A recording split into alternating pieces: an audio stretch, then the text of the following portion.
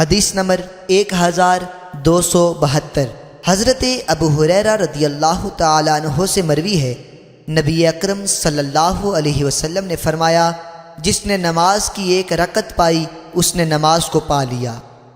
حدیث نمبر 1273۔ ایک اور سند سے بھی حضرت ابو ہریرہ رضی اللہ تعالی عنہ سے مروی ہے کہ رسول اکرم صلی اللہ علیہ وسلم نے فرمایا، جس نے نماز کی ایک رکعت امام کے ساتھ پائی اس نے نماز کو پا لیا۔ حدیث نمبر 1274۔ متعدد اسناد سے اس کی مثل مروی ہے، البتہ ایک روایت میں ہے کہ اس نے پوری نماز کو پا لیا۔ حدیث نمبر 1275۔ حضرت ابو ہریرہ رضی اللہ تعالیٰ عنہ سے مروی ہے، رسول اکرم صلی اللہ علیہ وسلم نے فرمایا، جس نے سورج طلوع ہونے سے پہلے فجر کی ایک رکعت پائی اس نے صبح کی نماز پا لی، اور جس نے غروب آفتاب سے پہلے عصر کی نماز پا لی اس نے عصر کی نماز کو پا لیا۔ حدیث نمبر 1276۔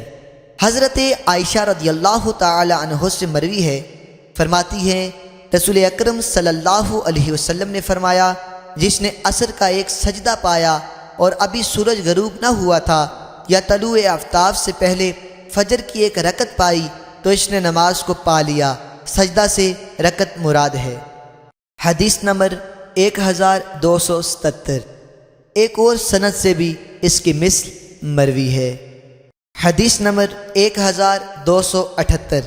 حضرت ابو ہریرہ رضی اللہ تعالیٰ عنہ سے مروی ہے، فرماتے ہیں، رسول اکرم صلی اللہ علیہ وسلم نے فرمایا، جس نے غروب آفتاب سے پہلے عصر کی ایک رکعت کو پا لیا اس نے نماز کو پا لیا، اور جس نے طلوع آفتاب سے پہلے فجر کی ایک رکعت کو پایا اس نے فجر کی نماز کو پا لیا۔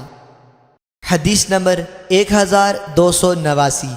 ایک اور سند سے بھی اس کی مثل مروی ہے۔